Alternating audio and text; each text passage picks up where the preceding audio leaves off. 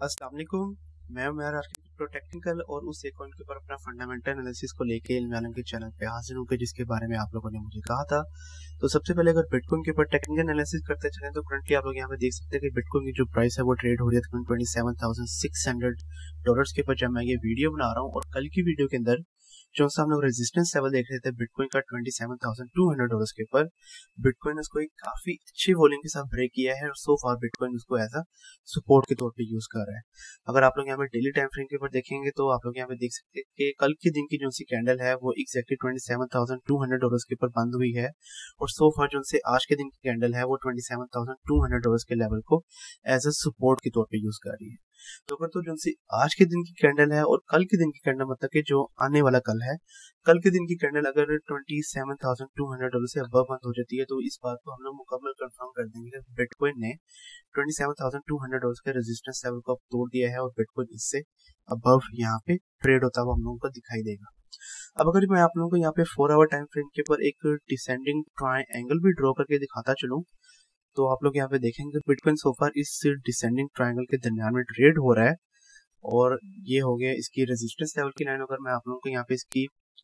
Support level की line भी draw करके दिखाता चलूं तो यहाँ पर आप लोग देख सकते हैं कि बिटकॉइन इस डिसेंडिंग ट्रायंगल के दरमियान में हम लोगों को ट्रेड होता हुआ दिखाई दे रहा था। और आप लोग यहाँ पे देख सकते हैं कि बिटकॉइन की जो सी प्राइस है उसने अपने जो सा ये रेजिस्टेंस लेवल की लाइन है उसको टेस्ट किया और उसको टेस्ट करने के बाद वापस बिटकॉइन की प्राइस नीचे आई और अपने सपोर्ट लेवल को दोबारा से टेस्ट करने के बाद बिटकॉइन की जो प्राइस है वो दोबारा से ऊपर की तरफ बाउंस बैक कर रही है। और अगर बिटकॉइन अपने जो से ये रेजिस्टेंस लेवल की लाइन है इसको तोड़ देता है अगले चंद घंटों के अंदर और इस लेवल को बिटकॉइन अगर ऐसा सपोर्ट के तौर पे यूज करता है तो मोस्ट प्रोबेबली हम लोग बिटकॉइन की जो सी प्राइस है उसको $28,000 से अबव जाता हुआ देखेंगे और मैक्सिमम चांसेस है कि हम लोग बिटकॉइन की जो सी प्राइस है उसको दोबारा से तकरीबन $28,500 तक का जो सा लेवल है वहां तक जाता हुआ देखेंगे। और इन केस अगर बिटकॉइन इस रेजिस्टेंस लेवल को नहीं तोड़ पाता और बिटकॉइन की जो सी प्राइस है वो वापस इससे नीचे ड्रॉप हो जाती है तो मैक्सिमम चांसेस है कि जो की बात मैंने आप लोगों को कल की वीडियो के अंदर भी बताई थी कि बिटकॉइन की जो सी प्राइस है उसको हम लोग डंप होता हुआ देख सकते हैं और बिटकॉइन की जो सी प्राइस है वो आप लोगों को $25,000 के लेवल तक दिखाई दे सकती है। तो मैक्सिमम चांसेस है कि हम लोग बिटकॉइन की जो सी प्राइस है उसको उसका जो 200 वीकली टाइम फ्रेम के पास सिंपल मूविंग एवरेज है वहां तक ड्रॉप बैक होता हुआ देखेंगे। तो इसलिए बिटकॉइन के लिए जरूरी है कि वो करंटली अपने जो से ये रेजिस्टेंस लेवल की लाइन है इसको ब्रेक करे और इसको ब्रेक करके अपने जो से ये रेजिस्टेंस लेवल की लाइन है इसको एज ए सपोर्ट के तौर पे यूज करे और अगर ऐसा करता है तो मोस्ट प्रोबेबली हम लोग बिटकॉइन की प्राइस को दोबारा से $28,000 और $28,500 के लेवल तक जाता हुआ देखेंगे। और करंटली ये होगा मेरा कंसोलिडेशन लेवल ऑन बिटकॉइन। तो मुझे उम्मीद है कि अब आप लोगों को आइडिया होगा कि आप लोगों ने किस तरह से अपने ट्रेड्स लेनी है यहाँ पे बिटकॉइन के ऊपर ताकि आप लोग अपने मैक्सिमम प्रॉफिट्स को जनरेट कर सके। अब अगर आगे चलते चले और यहाँ पे नेक्स्ट टेक्निकल एनालिसिस करते चले तो नेक्स्ट टेक्निकल एनालिसिस करूंगा यहाँ पे इथेरियम के ऊपर जो कि करंटली ट्रेड हो रहा है तकरीबन $1,810 के ऊपर जब मैं ये वीडियो बना रहा हूँ। और इथेरियम का भी जो सा मैंने आप लोगों को एक लेवल बताया था कि मैंने आपको बताया था कि तकरीबन $1,700 से लेके $1,800 के दरमियान में हम लोग इथेरियम को मेनली ट्रेड होता हुआ देखेंगे। तो हम लोगों ने देखा कि तकरीबन $1,700 से ही इसने दोबारा से पंप बैक किया है और अब दोबारा से $1,800 जो कि उसका one of the most main resistance level है करंटली ये उसको एज अ रेजिस्टेंस के तौर पे यूज कर रहा है। तो जैसा कि मैंने आप लोगों को यहाँ पे बिटकॉइन के ऊपर बताया कि अगर तो बिटकॉइन अपने जो से ये डिसेंडिंग ट्रायंगल है इसको ब्रेक कर देता है तो मोस्ट प्रोबेबली हम लोग इसकी प्राइस को $28,500 के लेवल तक जाता हुआ देखेंगे। तो इसी तरह इथेरियम की जो सी प्राइस है वो हम लोगों को काफी अच्छा पंप लेती हुई दिखाई दे सकती है और इथेरियम की जो सी प्राइस है उसको आप लोग $1840 तक का लेवल जो कि उसका one of the most main resistance level है वहां तक या $1850 के लेवल तक भी जाता हुआ एक्सपेक्ट कर सकते हैं। तो इसीलिए जो सा करंट रेजिस्टेंस लेवल है $1,800 का लेवल वो है one of the most main resistance level for Ethereum. और अगर इथेरियम इसको तोड़ता है तो आप लोग इसकी प्राइस को काफी ज्यादा पंप होता हुआ दे सकते हैं। और इन केस वो अगर $1,800 के रेजिस्टेंस लेवल को नहीं तोड़ पाता है उसकी वैल्यू दोबारा से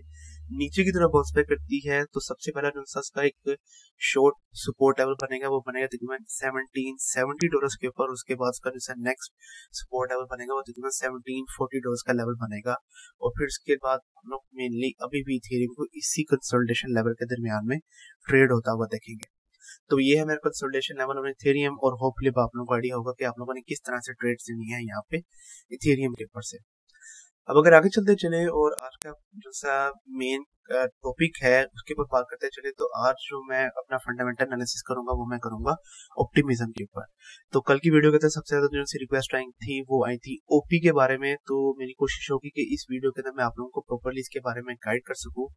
कि किस तरह से ये इथेरियम का one of the most main layer two blockchain है, और किस तरह से ये इथेरियम ब्लॉकचेन के ऊपर जो सी सबसे ज्यादा टेंशन थी स्केलेबिलिटी की और गैस फीस की, उसको ये सॉल्व कर रहा है। तो सबसे पहले अगर आप लोगों को आसान अल्फाज में समझाता चलूं कि ऑप्टिमिज्म क्या है, तो ऑप्टिमिज्म इथेरियम ब्लॉकचेन के ऊपर बनाई जाने वाली लेयर 2 ब्लॉकचेन है, जो कि इथेरियम ब्लॉकचेन के ऊपर जो सी टेंशन थी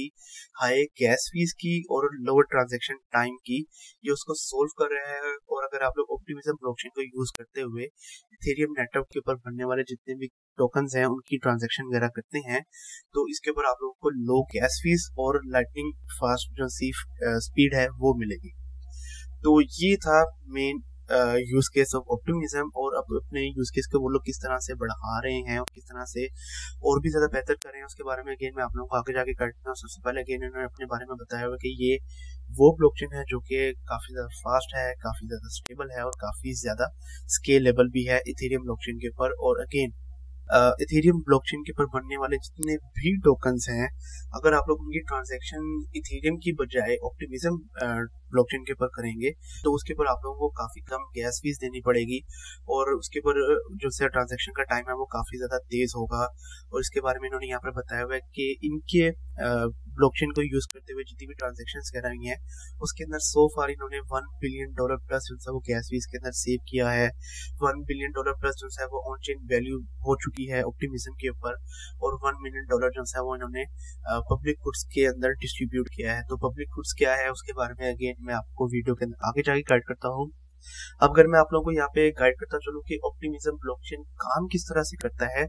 तो ऑप्टिमिज्म ब्लॉकचेन एक टेक्निक है जिसको ऑप्टिमिस्टिक रोलअप कहा जाता है, ये उसके ऊपर काम कर रहा है। तो सबसे पहले रोलअप्स के बारे में आप लोगों को गाइड करना जरूरी है। तो इथेरियम ब्लॉकचेन के ऊपर जितनी भी लेयर 2 की ब्लॉकचेन्स बनी है वो रोलअप्स के ऊपर काम करती हैं, और दो मेन रोलअप्स हैं। सबसे पहला जो सा रोलअप है वो है ऑप्टिमिस्टिक रोलअप के जिसके ऊपर ऑप्टिमिज्म ब्लॉकचेन काम कर रही है, और दूसरा जो सा रोलअप है वो है जीके रोलअप, मतलब कि जीरो नॉलेज रोलअप के जिसकी आप लोगों ने रिसेंटली हाइप देखी थी क्योंकि पॉलीगॉन मैटिक ने जीके ईवीएम जो है वो उसको लॉन्च किया था। तो पॉलीगॉन मैटिक ब्लॉकचेन है वो जीके रोलअप के ऊपर काम कर रही है और ऑप्टिमिज्म ब्लॉकचेन जो है वो ऑप्टिमिस्टिक रोलअप के ऊपर काम कर रही है। और अब क्या डिफरेंस है ऑप्टिमिस्टिक रोलअप और जीके रोलअप के दरमियान में, अगर उसके बारे में मैं आप लोगों को गाइड करता चलूं, तो जो सी ऑप्टिमिस्टिक रोलअप है वो क्या करती है कि वो जितनी भी ट्रांजैक्शंस होती हैं अपनी ब्लॉकचेन के ऊपर उसको ऑप्टिमिज्म की बुनियाद के ऊपर वो प्रोसेस करती है। मतलब कि अगर आप लोगों ने ये साबित करना है कि ऑप्टिमिस्टिक रोलअप के ऊपर जितनी भी ट्रांजैक्शंस है वो गलत हुई हैं, तो उसके लिए एक बिल्कुल अलहदा प्रोसेस है वो आप लोगों को करना पड़ेगा। लेकिन क्योंकि ऑप्टिमिस्टिक रोलअप के ऊपर ऑप्टिमिज्म की बुनियाद के ऊपर जो सी भी ट्रांजैक्शंस है वो कंफर्म किया जाता है, तो इसके लिए तो इसीलिए इसके अंदर काफी कम टाइम लगता है। और ऑप्टिमिज्म की बुनियाद के ऊपर जब वो ट्रांजैक्शंस को कंफर्म कर देते हैं तो जितनी भी ट्रांजैक्शंस होती हैं ऑप्टिमिस्टिक रोलअप के ऊपर वो उन तमाम ट्रांजैक्शंस की एक समरी बनाता है और उस समरी को वो इथेरियम ब्लॉकचेन के ऊपर सेव कर देता है। और जीके रोलअप के अंदर क्या होता है कि जीके रोलअप के अंदर जितनी भी ट्रांजैक्शंस होती है उनका एक बैच बना दिया जाता है और उस बैच को वो प्रोसेस करता है, और जब वो ट्रांजैक्शंस का पूरा जो सा बैच है वो प्रोसेस हो जाता है तो फिर इसके बाद वो उस बैच को सेव कर देता है इथेरियम ब्लॉकचेन के ऊपर। तो ये है most main difference between optimistic rollup और जीके रोलअप। तो जो ऑप्टिमिज्म ब्लॉकचेन है वो ऑप्टिमिस्टिक रोलअप को यूज करती है, और ऑप्टिमिस्टिक रोलअप को किस तरह से यूज करती है उसके बारे में मैंने आप लोगों को गाइड कर दिया है कि ऑप्टिमिज्म की बुनियाद के ऊपर वो जितनी भी ट्रांजैक्शन कंफर्म करता है और अब अपनी ब्लॉकचेन के ऊपर जो सा स्केलेबिलिटी है उसको और ज्यादा बेहतर करने के लिए एक और टेक्निक यूज करता है ऑप्टिमिज्म के जिसको वो शार्डिंग कहता है। तो शार्डिंग के अंदर क्या होता है कि जो सा एक मेन सेट होता है उसको वो फर्दर सब सेट्स के अंदर डिवाइड कर देता है, और जितने वो सब सेट्स होते हैं उनको चंक्स कहा जाता है या उनको शार्ड्स कहा जाता है। तो होता कुछ इस तरह से कि ऑप्टिमिज्म ब्लॉकचेन के जितनी भी ट्रांजैक्शंस वगैरह होनी होती हैं उन तमाम ट्रांजैक्शंस को सब ट्रांजैक्शंस का एक पार्ट के अंदर डिवाइड कर दिया जाता है और उन शार्ड्स के अंदर जो सी वो ट्रांजैक्शंस है वो कंफर्म होती हैं। तो इसकी वजह से क्या होता है कि जो सी ऑप्टिमिज्म की ब्लॉकचेन है उसके ऊपर रश नहीं डलता जाता है। तो ये भी जो सी शार्डिंग की एक टेक्निक है, ये काफी अच्छी टेक्निक है, काफी जबरदस्त किस्म की टेक्निक है जो कि यूज की जाती है यहाँ पे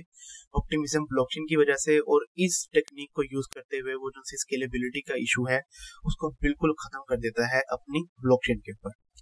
तो इस तरीके से जो सी ऑप्टिमिज्म ब्लॉकचेन है वो काम करती है। अब अगर आगे चलते चलें और यहाँ पे इनका जो सा इकोसिस्टम है वो मैं आप लोगों के साथ यहाँ पे शेयर करता चलूं, तो ब्लॉकचेन इंडस्ट्री के अंदर जितने भी मेन प्रोजेक्ट्स हैं वो सब के सब आप लोगों को यहाँ पे देखने को मिलेंगे। मतलब कि ये सारी की सारी ऐसी एप्लीकेशंस हैं, ब्लॉकचेन इंडस्ट्री की ऐसी एप्लीकेशंस हैं जो कि ऑप्टिमिज्म ब्लॉकचेन के साथ मिलकर काम कर रही हैं। आप लोग यहाँ पे देख सकते हैं सुशी स्वैप है, कोइनबेस वॉलेट है, मेटामास्क है, बाइनेंस है, कोइनबेस है, इसके अलावा बेस ब्रेव वॉलेट है, यहाँ पे स्टारगेट है। और इसके अलावा अगर आगे चलते चले तो आप लोग यहाँ पे देख सकते हैं कि आवे जो सा बोरविंग और लैंडिंग प्लेटफॉर्म है वो भी यहाँ पे काम कर रहा है। और यहाँ पे एक लिस्ट मौजूद है, अगर आप लोग यहाँ पे नेक्स्ट पे को क्लिक करेंगे तो इंतहाई ज्यादा हंड्रेड्स ऑफ प्रोजेक्ट्स आप लोगों को मिलेंगे जो कि यहाँ पे ऑप्टिमिज्म ब्लॉकचेन के साथ मिलके काम कर रहे हैं। तो ये भी काफी अच्छा साइन है कि काफी ज्यादा प्रोजेक्ट्स और काफी बड़े प्रोजेक्ट्स के जो कि one of the most famous projects हैं यहाँ पे ब्लॉकचेन इंडस्ट्री के अंदर, वो सब के सब अपने ऑप्टिमिज्म ब्लॉकचेन के साथ मिलके काम कर रहे हैं। तो अगेन के सिस्टम के अंदर सारे के सारे मेन प्रोजेक्ट्स आप लोगों को मिल जाएंगे। ब्रिजेस भी है यहाँ पे, अगर आप लोगों ने एक ब्लॉकचेन से दूसरी ब्लॉकचेन के ऊपर अपने फंड्स को ट्रांसफर करना है तो आप लोगों को भी यूज कर सकते हैं। इसके अलावा ऑन रैम्प की सर्विसेज भी आप लोगों को मिल जाएंगी। ऑन रैम्प क्या होता है कि अगर आप लोगों ने बैंक्स के अपने जो से रियल टाइम बैंक्स हैं उनसे डायरेक्ट आप लोगों ने अपना जो सा पैसा है वो क्रिप्टो करेंसी के अंदर इन्वेस्ट करना है तो वो भी आप लोग को यहाँ पे देखने के लिए मिल जाएंगे। वॉलेट्स, टूल, डाउस, मतलब के ऐसे तमाम प्रोजेक्ट्स जो कि एक्सपेक्ट किए जाते हैं ब्लॉकचेन इंडस्ट्री के अंदर वो सारे के सारे यहाँ पे ऑप्टिमिज्म इकोसिस्टम के अंदर मौजूद हैं और वो आप लोग यहाँ पे बहुत इजीली देख सकते हैं। इसके अलावा अगर आगे चलते चलें और यहाँ पे आप लोगों को ऑप्टिमिज्म एनएफटीज के बारे में गाइड करता चलूं तो ये one of the most unique feature है ऑप्टिमिज्म ब्लॉकचेन की तरफ से। तो ऑप्टिमिस्टिक एनएफटीज के अंदर आप लोग क्या कर सकते हैं कि आप लोग मिलियंस ऑफ एनएफटीज को क्रिएट कर सकते हैं, खुद आप लोग क्रिएट कर सकते हैं। उन्होंने जो सी भी एक्सेसरीज है वो आप लोगों को यहाँ पे प्रोवाइड कर दी हैं कि यहाँ पे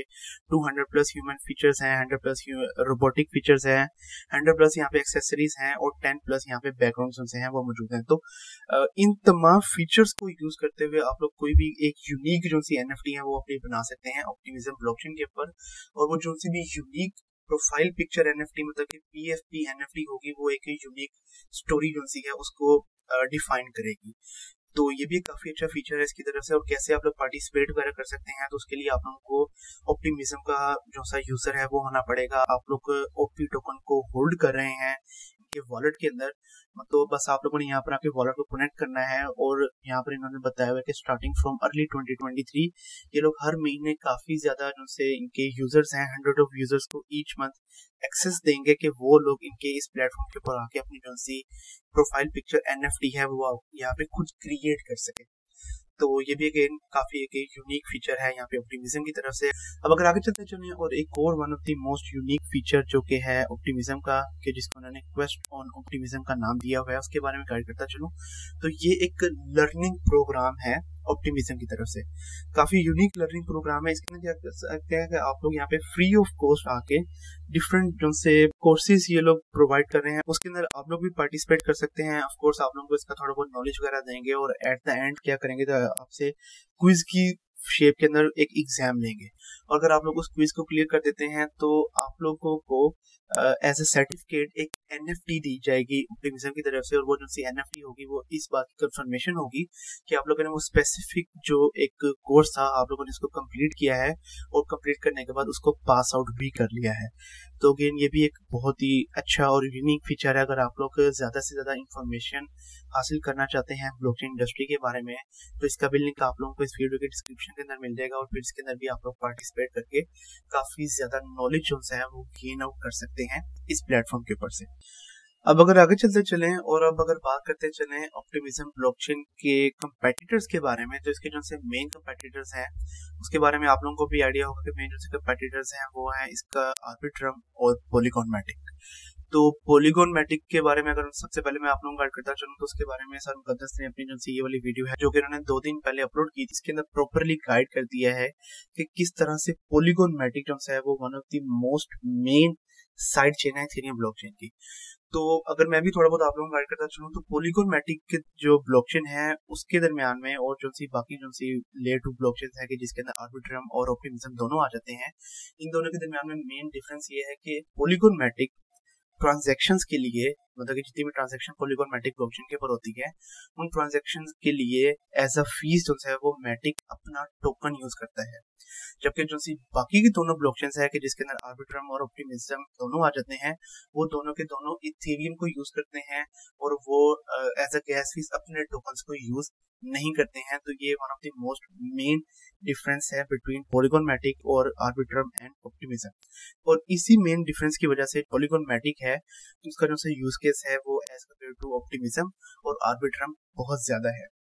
और अब अगर मैं आप लोगों को डिफरेंशिएट करके बताता चलूँ यहाँ पे बिटवीन आर्बिट्रम एंड ऑप्टिमिज्म, क्योंकि दोनों एज अ गैस फीस जो है वो इथेरियम को यूज करते हैं। तो जो सा मेन डिफरेंस है आर्बिट्रम और ऑप्टिमिज्म के बारे में इन्होंने यहाँ पर बताया हुआ है कि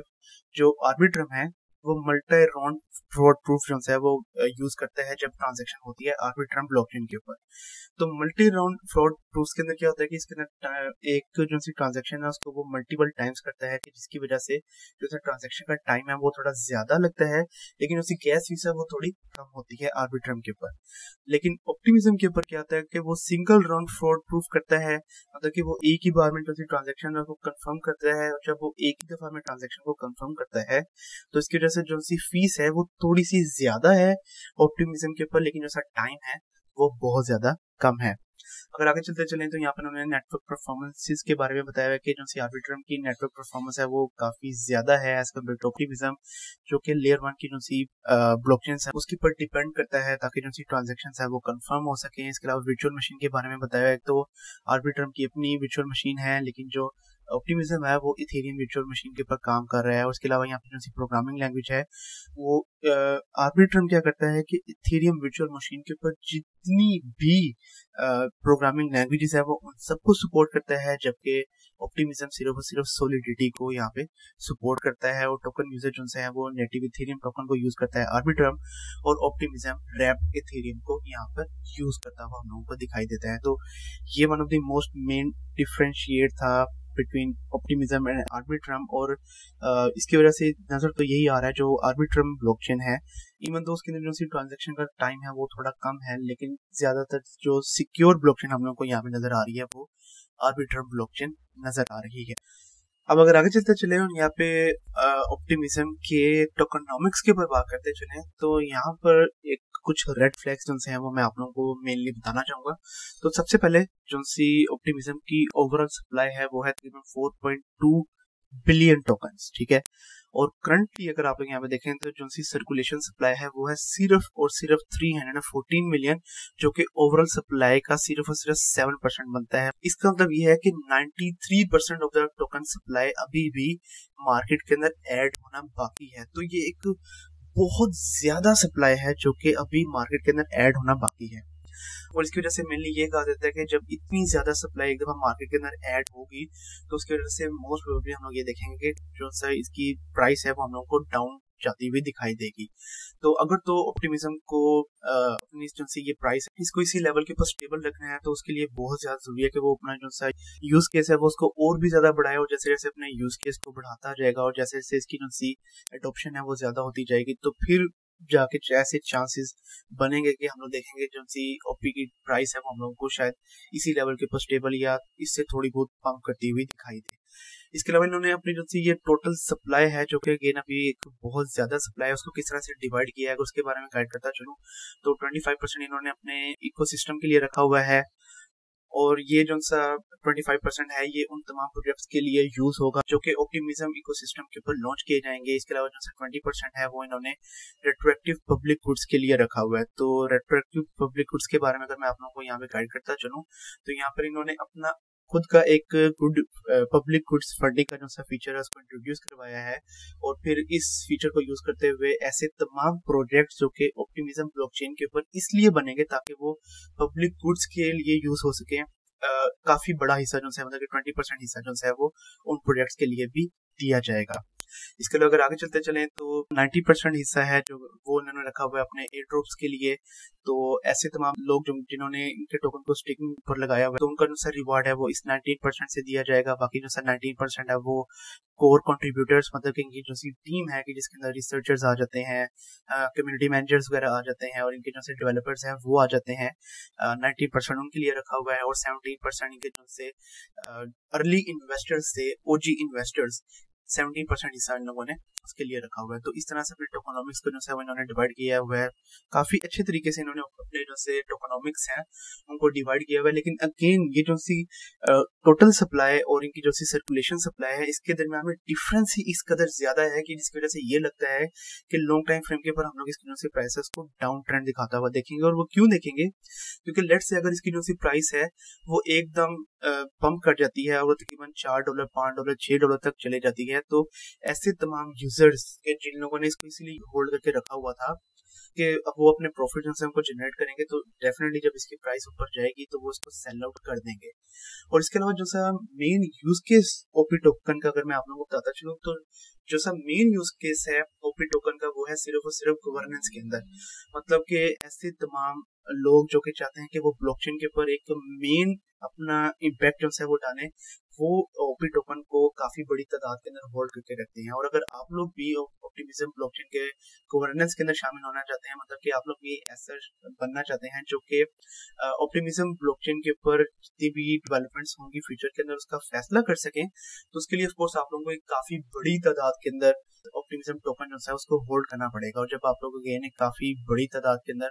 ऑप्टिमिज्म टोकन को होल्ड करके रखेंगे, तो फिर आप लोग इनके गवर्नेंस के अंदर शामिल हो जाएंगे। तो बिलियंस नहीं तो मिलियंस के अंदर आप लोगों को इनका टोकन होल्ड करना पड़ेगा, और फिर आप लोग इनके जो से गवर्नेंस है उसके अंदर शामिल हो सकते हैं। और अगेन इसके अलावा गवर्नेंस के अलावा मुझे और कोई भी यूज केस सो फार नजर नहीं आ रहा है यहाँ पे ओपी टोकन का। तो जो ओपी टोकन का ज्यादातर फायदा था वो लोगों ने इसके जैसा एयर ड्रॉप जब हुआ था उससे उठा लिया हुआ है, लेकिन एयर ड्रॉप के अलावा मुझे नहीं लगता कि इसका लॉन्ग टाइम फ्रेम के ऊपर कोई यूज केस है, क्योंकि ये फीस के लिए भी यूज नहीं हो रहा है। तो मुझे नहीं लगता कि गवर्नेंस के अलावा इसका और कोई यूज केस है। और अब अगर मैं आप लोगों को यहाँ पे इसकी पार्टनरशिप्स के बारे में गाइड करता चलूँ, तो one of the most main partnership जो कि रिसेंटली हुई है ऑप्टिमिज्म की वो हुई है कोइनबेस के साथ। तो कोइनबेस के बारे में आप लोगों को पता है कि ये क्रिप्टो इंडस्ट्री का one of the most main player है। और कोइनबेस ने क्या किया है कि कोइनबेस ने अपनी खुद की लेयर 2 ब्लॉकचेन जो है वो बनाई है, और उन्होंने अपनी जो सी लेयर 2 ब्लॉकचेन बनाई है कि जिसको उन्होंने बेस का नाम दिया है। वो बेस ब्लॉकचेन उन्होंने ऑप्टिमिज्म के ऊपर बिल्ड की है, जो कि फ्यूचर के अंदर ना ही सिर्फ इथेरियम बल्कि सोलाना और बाकी जो सी ब्लॉकचेन है उनके लिए भी यूज की जाएगी। तो ये मोस्ट रिसेंट इनकी पार्टनरशिप थी जो कि हुई थी तकरीबन 23 फरवरी को लास्ट मंथ के अंदर। और अगेन ये एक ऐसी मेन इनकी पार्टनरशिप थी कि जिसकी वजह से हम लोगों ने ओपी टोकन की जो सी प्राइसेस को काफी ज्यादा पंप होता हुआ देखा था लास्ट मंथ के अंदर। तो ये इनकी one of the most main partnership थी जो कि हुई थी अगेन कोइनबेस के साथ। और कोइनबेस ने ऑप्टिमिज्म ब्लॉकचेन को यूज किया है ताकि वो भी अपनी जो सी लेयर 2 की ब्लॉकचेन है वो बना सके। और इसका जो सा यूज केस है वो फ्यूचर के अंदर हम लोग देखेंगे कि ना ही सिर्फ इथेरियम बल्कि बाकी की जो सी ब्लॉकचेन है उस तक भी चलता जाएगा। तो ये थी इनकी one of the most main partnership. और इसके अलावा अगर आप लोग चाहते हैं कि बाकी जो सी पार्टनरशिप्स हैं उसके बारे में आप लोगों को पता लगता रहे, तो उसके लिए आप लोग ऑप्टिमिज्म का जो सा ट्विटर का अकाउंट है उसको फॉलो कर सकते हैं, और वहां पे आप लोगों को सारी की सारी जो सी इंफॉर्मेशन है वो मिलती रहेगी। अब अगर आगे चलते चले और लास्ट में यहाँ पे ओपी के ऊपर अपना टेक्निकल एनालिसिस करता चलो, तो सबसे पहले तो क्योंकि मैं पहली बार इसके ऊपर टेक्निकल एनालिसिस कर रहा हूँ, तो करंटली ये ट्रेड हो रहा है तकरीबन $2.26 के ऊपर। और करंटली तकरीबन ये वाला जो सा लेवल है कि जहाँ पे इसकी प्राइस बने तकरीबन $2.28, ये वाला लेवल एज अ रेजिस्टेंस के तौर पे काम करेगा यहाँ पे ओपी के लिए। इसके अलावा सपोर्ट लेवल की बात कर ली जाए तो करंट जो सा सपोर्ट लेवल है वो है तकरीबन $2.17 के ऊपर। अगर $2.17 से नीचे प्राइस आती है तो फिर तकरीबन $2 तक का जो सा लेवल है वो एज अ सपोर्ट के तौर पे काम करेगा। और फिर $2 के बाद हम लोग देखेंगे कि बाकी के ये वाले जो से लेवल्स होंगे ये एज अ मेन सपोर्ट के तौर पे काम करेंगे यहाँ पे ओपी के लिए। और अगर इसकी वैल्यू अबव जाती है तो हम लोग देखेंगे कि तकरीबन $2.4 का लेवल, और फिर इसके बाद तकरीबन ये वाला लेवल के जहाँ पे इसकी प्राइस बनी है तकरीबन $2.5, जो कि प्रीवियसली एज अ सपोर्ट और एज अ रेजिस्टेंस काम करता रहा यहाँ पे ओपी टोकन के लिए। वो वाला लेवल भी एज अ रेजिस्टेंस के तौर पे काम करेगा। और फिर बाकी की ये वाले सारे के सारे जो से लेवल्स हैं वो एज अ मेन रेजिस्टेंस के तौर पे काम करेंगे यहाँ पे ओपी टोकन के लिए। तो ये बन रहे हैं ओपी टोकन के मेन सपोर्ट और रेजिस्टेंस लेवल, और मेनली हम लोग इसी के दरम्यान में इसको ट्रेड होता हुआ देखेंगे। इसके अलावा इसके ऊपर भी एक डायगोनल रेजिस्टेंस लेवल की लाइन अगर आप लोगों को ड्रॉ करके दिखाता चलूं तो आप लोग यहाँ पर देखेंगे ये वाला जो सा लेवल है इसको OP as a main resistance के तौर पे यूज कर रहा है। जब भी ओपी की प्राइस इस लेवल तक जाती है, इस लेवल से इसकी वैल्यू दोबारा से नीचे की तरफ बाउंस बैक करती है। तो अगर तो सम हो ऑप्टिमिज्म करंटली इसको तोड़ देता है तो फिर मोस्ट प्रोबेबली हम देखेंगे कि ओपी की जो सी प्राइस है वो आप लोग को बहुत जल्द तकरीबन $2.5 का जो सा लेवल है वहां तक जाती हुई दिखाई देगी। लेकिन अगेन उसके लिए जरूरी है कि वो इस रेजिस्टेंस लेवल को तोड़े और इस रेजिस्टेंस लेवल को एज अ सपोर्ट के तौर पर यूज करे। इसके अलावा इसके ऊपर भी 4 आवर टाइम फ्रेम के बाद तमाम एक्सपोनेंशियल मूविंग एवरेज की लाइंस को ऑन करके दिखाता चलूं तो आप लोग यहाँ पे देख रहे हैं कि सो फार इसकी जो सी प्राइस है वो अब 20 एक्सपोनेंशियल मूविंग एवरेज की लाइन से अब चल रही है और इसकी जो सी 50 एक्सपोनेंशियल मूविंग एवरेज की लाइन आ रही है वो आ रही है एग्जैक्टली $2.3 के ऊपर। तो अगर तो इसकी वैल्यू अब भी जाती है तो हम लोग देखेंगे तकरीबन $2.3 के लेवल से इसकी वैल्यू दोबारा से नीचे की तरफ बाउंस बैक करती हुई हम लोगों को दिखाई दे सकती है। तो अब अगर मैं आप लोगों को यहाँ पे एंट्री एग्जिट पॉइंट्स के बारे में बताता चलूं ओपी के ऊपर, तो सबसे पहले शॉर्ट टाइम फ्रेम के ऊपर आप लोगों ने किस तरह से ट्रेड लेनी है। तो आप लोगों का जो सा करंट एंट्री पॉइंट बनेगा, अगर तो इसकी वैल्यू दोबारा से नीचे की तरफ बाउंस बैक करती है तो आपका एंट्री पॉइंट है तकरीबन $2.2 के ऊपर और आप लोगों का जो एग्जिट टारगेट हो जाएगा वो हो जाएगा तकरीबन $2.35 के ऊपर। और अगर आप लोगों ने इसके ऊपर लॉन्ग टाइम फ्रेम के लिए इन्वेस्टमेंट करनी है, अगर आप लोगों को ये लगता है कि ये एक ऐसा प्रोजेक्ट है कि जिसके ऊपर आप लोगों को लॉन्ग टाइम फ्रेम के लिए इन्वेस्टमेंट करनी चाहिए है, इवन दो मैंने आप लोगों को बता दिया कि अभी एक काफी बड़ी जो सी सप्लाई है वो ऐड होना बाकी है ऑप्टिमिज्म की सर्कुलेशन सप्लाई के अंदर, और अगेन इसका जो सा यूज केस है वो सिर्फ गवर्नेंस का एक यूज केस है और गवर्नेंस के अलावा एज सच और कोई भी यूज केस नहीं है ओपी टोकन का। लेकिन फिर भी अगेन अगर आप लोगों को लगता है कि आप लोगों को इसके ऊपर लॉन्ग टाइम फ्रेम के लिए इन्वेस्टमेंट करनी चाहिए और लॉन्ग टाइम फ्रेम के ऊपर आप लोगों को ये काफी अच्छा प्रॉफिट जनरेट करके दे सकता है, तो अगर तो इसकी जो सी प्राइस है वो आप लोगों को $2 से नीचे मतलब कि $1 का जो सा पूरा एक लेवल है वहां पे अगर मिल जाती है तो फिर आप लोग इसके ऊपर अपनी लॉन्ग टाइम फ्रेम के लिए इन्वेस्टमेंट कर सकते हैं। और फिर अगर इसकी प्राइस ऊपर जाती है तो आप लोग अपना काफी अच्छा प्रॉफिट जनरेट कर लेंगे यहाँ पे ओपी टोकन के ऊपर से। तो आज की वीडियो के अंदर मेनली मैंने ऑप्टिमिज्म के बारे में ही आप लोगों को बताना था, तो ये मेरा एक प्रॉपर डिटेल्ड एनालिसिस था। तो मुझे उम्मीद है कि आप लोगों को आइडिया होगा कि आप लोगों ने अपनी लॉन्ग टाइम फ्रेम के लिए इन्वेस्टमेंट करनी है ओपी के ऊपर या नहीं करनी है। इसके अलावा कल की वीडियो के अंदर मैं आप लोगों को किस टोकन या किस प्रोडक्ट के बारे में फंडामेंटल एनालिसिस करके बताऊं उसके बारे में आप मुझे नीचे कमेंट सेक्शन के अंदर बताएं। कल तक के लिए आप मुझे इजाजत दीजिए। अल्लाह हाफिज।